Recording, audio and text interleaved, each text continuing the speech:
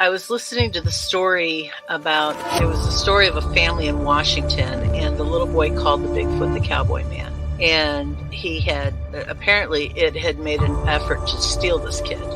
And it hit me. My children were in that playpen behind me with nothing but a mosquito net over them. It could have crept up behind me and taken both of my children, and I wouldn't have known. His father just got like a Mustang or something from Wyoming, okay? He had it out in the corral because he couldn't put it in the barn in the stalls with the other horses. It would kick and made all the other horses nervous. Had a Seminole Indian working the horse, trying to break it every day. So they had it out in the corral. This skunk ape snuck up behind this horse and grabbed it on its hindquarters. This particular horse kicks out, jumps over the corral, runs into the pasture, to get away. At this point, the rancher's out there just blasted away with the 30-30. Skunk ape runs into the swamp.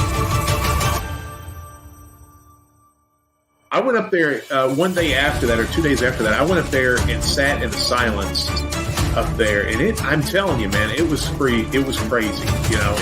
There was a crazy vibe up there still. I did what I could to kind of get things under control, but I told her, I said, you need to get off this property. I feel like no matter how strong you are, it's almost like standing in the ocean. You can't stand still without moving your feet. You're going to get knocked over eventually, no matter how strong, whatever. You can't withstand a barrage of weird spiritual energy.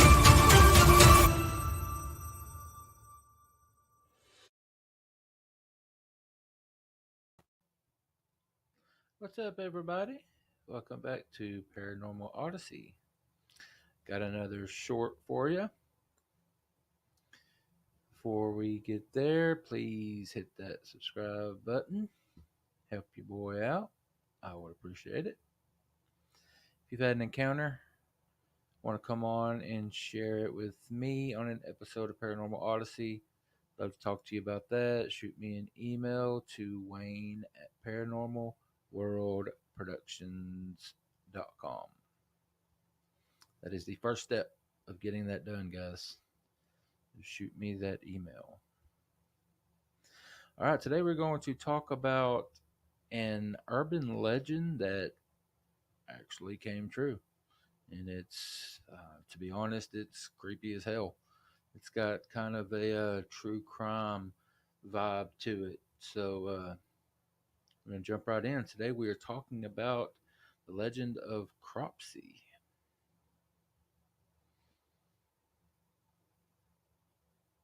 This is the story of a nightmare come to life. Once Cropsey was just an urban legend, the boogeyman of Staten Island in New York City. Children were taught to fear the murderer who would kidnap them and take them to the tunnel system in the abandoned sanatorium nearby. Excuse me. Though terrifying, most people had just thought of the Cropsey legend as a story, something parents told their children to keep them from straying too far from home, and a tactic older siblings used to scare their younger brothers and sisters. But in 1987, the residents of Staten Island were rocked by the Cropsey legend becoming a real story when Andre Rand was unmasked as the real Cropsey killer. The Cropsey legend. As the story goes, Cropsey was rumored to be a homicidal madman, an escaped mental patient with a hook for a hand who haunted children and dragged them back to the tunnel system that lay under the abandoned ruins of the old Seaview Hospital, a former tuberculosis sanitarium. Cropsey was a very popular legend in the area. One summer camp variation of the tale of Cropsey inspired a 1981 slasher movie, The Burning. The cult classic is surprisingly faithful to the tale that Staten Island scouts once swapped over toasted marshmallows. It features a once respectable man named George Cropsey who goes insane after a prank gone wrong leaves him disfigured and begins killing unsuspecting summer campers with an axe. Andre Rand worked as a janitor at the Willowbrook State School on Staten Island, a place whose name alone has the power to frighten adults and children alike. The institution, built as a respite for children with intellectual disabilities, was revealed to be a living hell in the 1970s, although authorities wouldn't close the school until 1987. The children there had been subjected to rampant sexual abuse and corporal punishment, and severe overcrowding led to unsanitary conditions. It was also home to what has been called one of the most unethical medical experiments on children in the United States. In the name of hepatitis research, medical staff intentionally injected healthy children with the virus, many of whom became severely ill as a result. The public wasn't aware of the conditions inside the school, given that many of the children inside had sadly been abandoned by their parents and the foster care system, leading to little accountability. In 1972, a young Geraldo Rivera published an expose that revealed the horrific conditions inside the Willowbrook State School and ignited a national scandal. The school was officially closed 15 years later, and the negative publicity contributed to the successful passage of federal civil rights legislation that protects the mentally disabled and other people who have been institutionalized. That same year, Andre Rand, former janitor of the School of Horrors, was arrested in connection with the disappearance of Jennifer Schwager, a 12-year-old girl with Down syndrome. At the time, Rand was homeless and living in a makeshift campsite on the grounds of the abandoned school, not far from the ruinous Seaview Hospital that was so closely tied to the Cropsey legend. Over a month after her disappearance, searchers found Jennifer's body in a shallow grave on the desolate school grounds where the drifter was living. Rand was charged with her murder. By that time, Rand had already had a long rap sheet of crimes against children.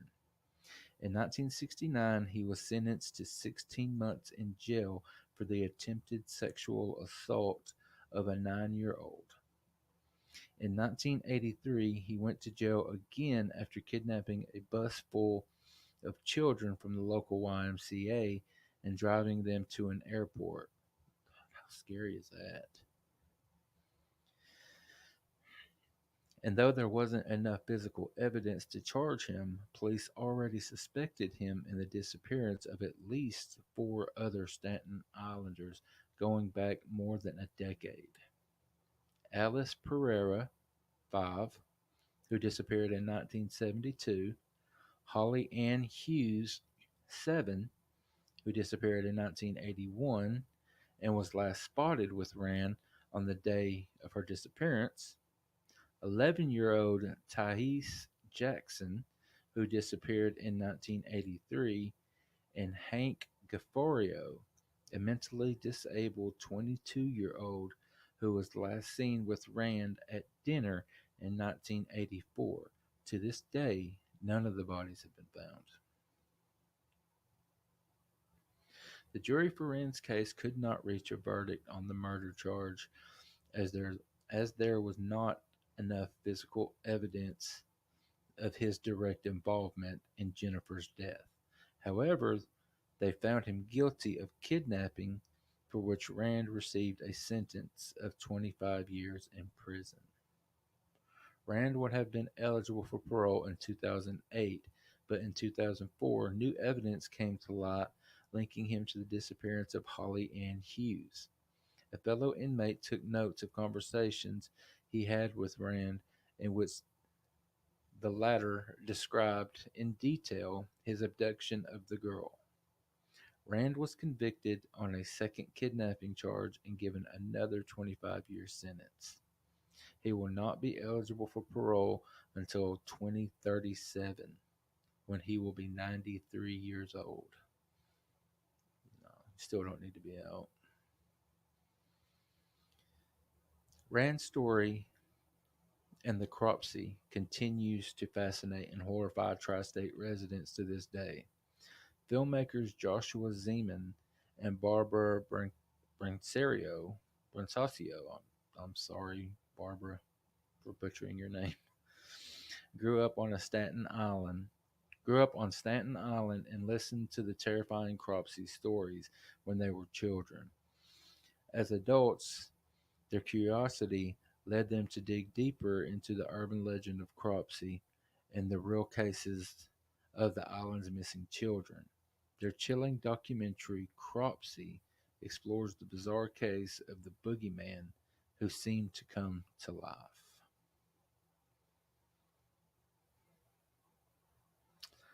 All right. There you have it, guys. That one, that one I had heard of before. I wasn't that familiar with it, but we've all heard the story of the campers or the people parked at Lover's Lane with the crazy escaped mental institution patient with the hook for a hand coming and killing them, and I guess that's where that urban legend got its start. It's creepy as hell. It really is. All right, guys. As always, let me know what you think about that one. Shoot me an email, Wayne at Paranormal World Productions. Want to remind everyone about our 2 episodes released weekly, Wednesday and Sunday via podcast. Anywhere you get your podcast, Apple, Spotify, Google, Audible, Amazon, all that good stuff. We are everywhere. And as well as Paranormal Odyssey Live, which can be found right here where you are at right now every Friday night, 7:30 p.m. Eastern. All right, guys, that should do it. Just remind everybody real quick before I get out of here, run over to paranormalworldproductions.com. Check out all 3 shows. This one, Sasquatch Odyssey, and True Crime Odyssey. And show us some support. We would greatly appreciate it. All right, guys, let's get out of here. Y'all be good to yourselves. Be good to each other. And I'll see you next time.